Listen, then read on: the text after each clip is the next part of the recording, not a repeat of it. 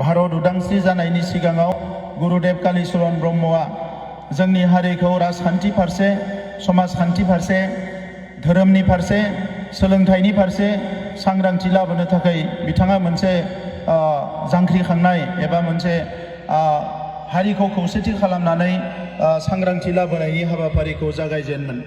बिथांनि उनावनो जोंनि माखासे लिरगिरिफ्रा बिबार मुगा अलंबार मुगायाव मालायनि स्क्रिप्टफोरजोंबाबो लिरनानै हारिनि फोजाखांनायनि हाबाफारिफोरखौ मावदोंमोन।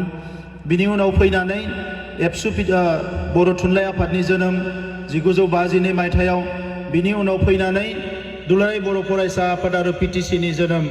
दा बे आन्थोर जयै बर' हारियाव मोजां मोजां बाथ्राफोरखौ साननानै हारि दानाय, हारिनि गसंनाय, हारि रैखाथि होनाय बाथ्राफोरखौ साननानै मोनफ्रोमबो समावनो माखासे दैदेनगिरिफ्रा हारिखौ दैदेननायनि बिबानखौ लाबोदों आरो बिथांमोन साफ्रोमखौबो जों दिनै बाख्नायनांगोन।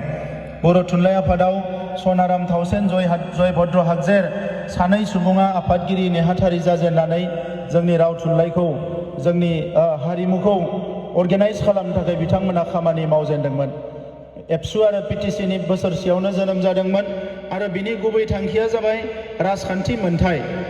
PTCनि खामानि मावनाया राजखान्थि मोनथायनि थाखाय बिथांमोना मावदोंमोन। नाथाय दुलाराय बर' फरायसा आफादनि जोनोम जानाया राजखान्थि मोनथायल' नङामोन, हारिखौ खौसे खालामनाय, हारिखौ सांग्रां खालामनाय आरो हारिखौ गोख्रों खालामनाय।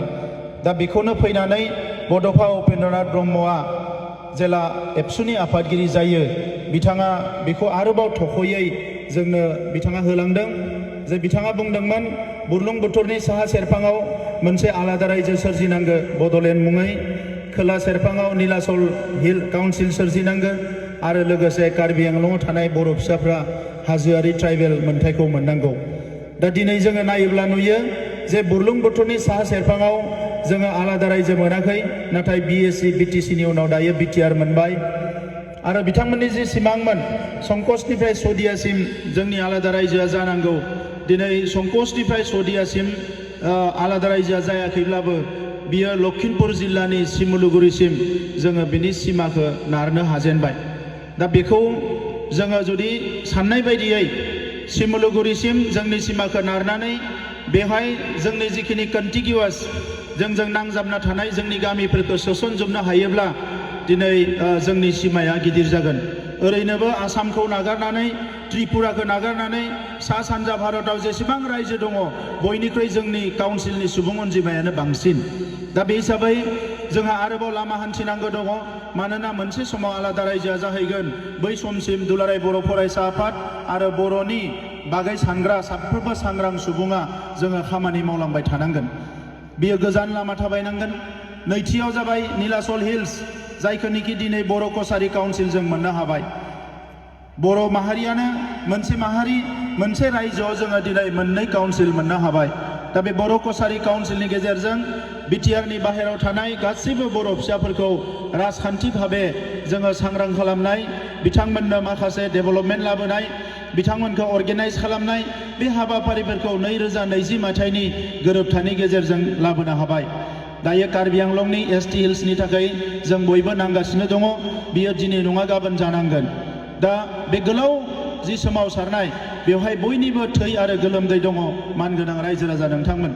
मोनसे समाव एबसु मुंजों जि सोमावसारबाय, बेवहायबो 1135 जन मानसिया मुंख्लं जाबाय। BLTनि सोमावसारनायावबो मुंख्लं जाबाय।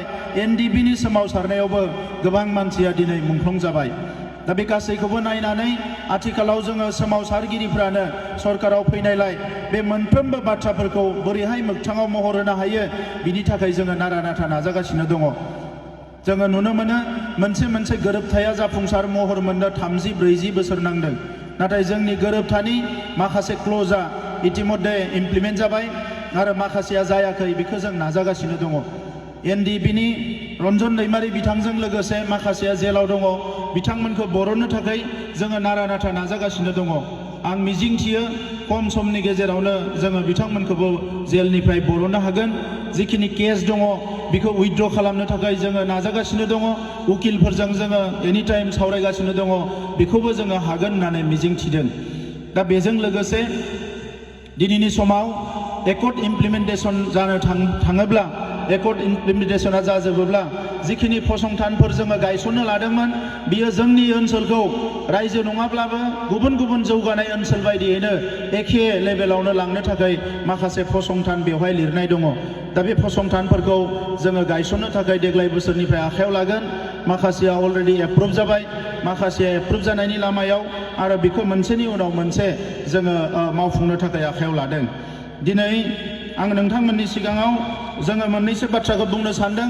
जिखिनि मानसिफ्रा जोंनि थाखाय सेक्रिफाइस खालामलांबाय, जायफोर मानसिनि नामजों मुंजोंनो जोंनि जारिमिना गोरोबनानै दङ, बिथांमोनखौ जों अराय गोजोर खालामनो थाखाय जोङो माखासे आसनि सरकारा लादों। सुजित नार्जारी गिबि मुंख्लं, बिथांनि मुङाव जोङो 40टा समस्तियाव 40टा अडिटोरियाम 1 कौटिनि लुनो थाखाय आखायाव लादों आरो बे लुनाया जागायजेनबाय। बे 40टा अडिटोरियामनि मोखाङाव सुजित नार्जारीनि मुसुखा थागोन आरो जेराव थाङो बेवहायनो गोसोखांनो हागोन जे सुजित नार्जारीया सोरमोन। बीर सिलागां, बिथाङा BLTनि आफादगिरिमोन। बे बीर सिलागांनि मुङावबो जोङो माखासे स्टेडियाम गायसननो थाखाय आखायाव लादों। बिथांनि मुङाव देग्लाय बोसोराव जोङो 7टा स्टेडियाम गायसनगोन, जाहाथे बीर सिलागांनि मुङाबो अराय गोजोर जानानै थायो। बिनिफ्राय कनकेश्वर नार्जारी, बिथांनि मुङाव जोङो दाख्लैसो स्पर्ट्सनि एक्सेलेन्ट एवार्ड होनाय जाबाय। 100 जन नेशनेल इन्टारनेशनेल गेलेनाय जोंनि माखासे गेलेगिरिफोर जायफ्रा गोबां समाव गेलेनानै फैबाय, नाथाय बिथांमोनखौ रावबो अनार होआखैमोन।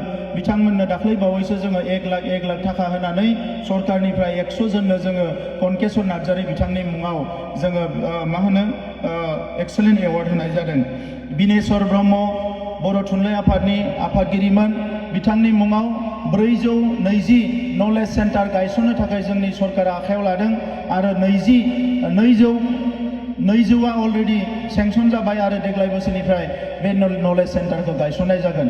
बे नलेज सेन्टारनि गेजेरजों मोनफ्रोमबो VCDC एरियानिफ्राय बेवहाय कम्पिउटार थागोन, इन्टारनेट थागोन, गासैबो फेसिलिटिया थागोन। 40 सुबुङा जिरायनो हागोन आरो लोगोसे 1000 बेवहाय लेखा थागोन आरो बेनिफ्रायनो गामिनिफ्रायनो नेशनेल इन्टारनेशनेल लेभेलाव कानेक्ट खालामनो हानाय बेबस्थाया थागोन, जाहाथे जोंनि हारियाबो इन्टारनेशनेल लेभेलाव जोङो टाच खालामनो हायो। जोङो दिनैनि समाव जिखिनि जोंहा बड'फा एबा जोंनि दैदेनगिरि, दिनै जोंहा बेवहाय उर्खाव गोरा ब्रह्म बिथाङा दङ, जे बिथांनि दिनावनो माखासे भिजनारि एक्टिभिटिफोरखौ खालामदोंमोन। स्टुडेन्टफोरखौ काउन्सिलिं खालामनाय, गुबुन गुबुन हाबाफारिफोरखौ जागायदोंमोन आरो दिनैनि समाव जोंनि सरकारा जोङो 500 फरायसालिखौ रिपेरिं खालामबाय। 1100 जन काउन्सिलर जोङो एपइन्ट खालामबाय। CRCफोरखौ एक्टिभेट खालामगासिनो दङ आरो जिखिनि भेकेन्ट पस्ट दङ इलिमेन्टारि आरो सेकेन्डारि लेभेलाव, बे गासैबो भेकेन्ट पस्टखौ जोङो थाबैनो फिलआप खालामनो थाखाय थांगासिनो दङ।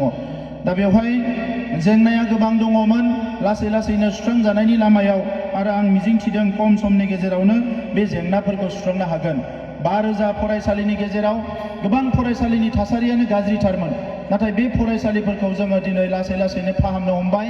गोदान फरायसालिबो लुनो हमबाय आरो बावैसो गं 10 फरायसालिमा कलेज प्रभिन्सियेलाइज जाबाय। बियो 2020 मायथाइनि BTR गोरोबथानिनो मोनसे फिथाइ। दा बे BTR गोरोबथा बायदियैनो higher secondary, high school, ME school, LP school जिखिनि भेन्सार जाना दङ बेखौबो प्रभिन्सियेलाइज खालामनो जोङो नाजालांगासिनो दङ। दा मानगोनां रायजोफोर, दुलाराय बर' फरायसा आफादा हारिनि सिनस्रि, बे सिनस्रिखौ अराय सम गोख्रों खालामनानै लाखिनांगोन। सरकारा जाय फैया मानो, राजखान्थिखौ जाय खालामा मानो, जेब्ला हारिनि बागै साननो हाग्रा मानसिया राजखान्थि खालामगोन, हारिनि लाब जागोन। मालाबा हारिनि बागै साननो हायै मानसिनि आखायाव राजखान्थिया थायोबा हारिया मालाबा लस जागोन।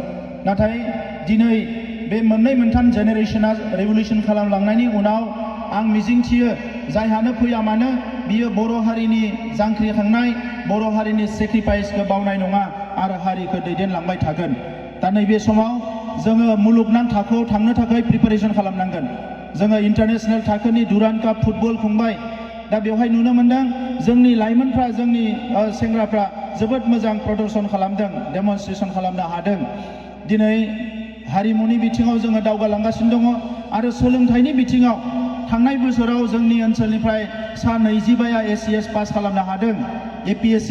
नाथाय देग्लाय बोसोराव सोमोनांथाव भाबे 133निख्रुइ बारा बर' फिसाफ्रा ACS मेन एग्जामाव APSC मेन एग्जामाव उथ्रिसार जानो हादों आरो बिनि थाखायनो जोङो नोजोर होदोंमोन जे बड'फानि मुङाव सुपार 50 गायसननायखौ गोबां समाव दैदेनगिरिफ्रा बुंदों डाक्टार नांगौ इन्जिनियार नांगौ जोंनो माने IAS IPS अफिसार नांगौ दा बे खामानिखौ मोगथाङाव महर होनो थाखाय जों दानि सरकारा 50 फरायसाखौ मेडिकेल एन्ट्रेन्स आरो 50 फरायसाखौ इन्जिनियारिंनि थाखाय 50 फरायसाखौ दिल्लीयाव UPSC नि थाखाय आरो 50 फरायसाखौ जोङो APSC नि थाखाय गुवाहाटीयाव कोचिं होगासिनो दङ आं मिजिंथियो बोसोरनै बोसोरथामनि उनाव जेला ACS एग्जामनि APSC रिजाल्ट ओंखारगोन अब्ला बयनिख्रुइ बांसिन जोंनि अनजिमायानो थागोन आं बेखौ मिजिंथियो बेजों लोगोसे जेब्ला UPSC नि रिजाल्ट होगोन ओरैबायदि सम फैगोन जेराव खेबसेयावनो 20-30 जोंनि माहारिनि फरायसाफ्राबो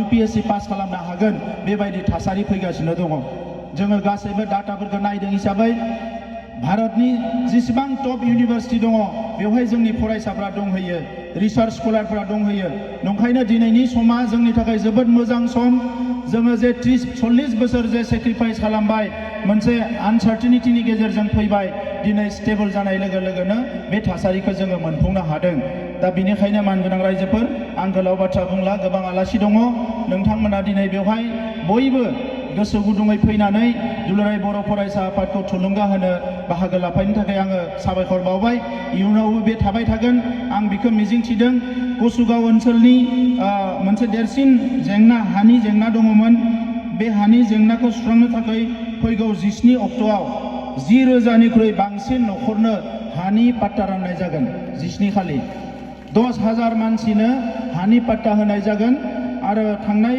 मास मोनथाम मोनब्रैसोनि सिगाङाव जोङो पाटगावआव होदोंमोन 6,000 बे 6,000 आरो फैगौ 17 अक्ट'आव 10,000 17,000 सुबुङा न'खरा हानि जि जेंना बिथांमोना हानि जि लेखा मोननांगौ बेखौ फैगौ 17 अक्ट'आव मोननाय जाजोबगोन दा बिनि उनाव जों मिजिंथिदों फैगौ बोसोरनैनि गेजेराव अन्तत बिटिआर ओनसोलाव जिखिनि मानसिफ्रा दिनै हानि जेंना दङ 100% हानि जेंनाखौ फोजोबनाया जोंनि थांखि जाहाथे हानि जेंनाया अराय समनि थाखाय जोबलाङो दा आं बेखिनिखौनो बुंबाय बे जलाइस्रि ओनसोलाव जोंहा माखासे मार्केट सेट नांगौ होननानै एप्लिकेसन होदों दा दुलाराय बर' फरायसाफोरनि मिटिं थेवबो फैदों हिसाबै आङो बे मार्केट सेटखौ बानायनानै होगोन होननानै नोंथांमोननो फोसावबाय आरो बयनिसिमबो खेबसेबाव मागो दमासिनि गाहाम हामलायनायखौ बावहरनाय जाबाय दमासिबाबो एसे मोखां सोम सोम नुदों सोरखौबा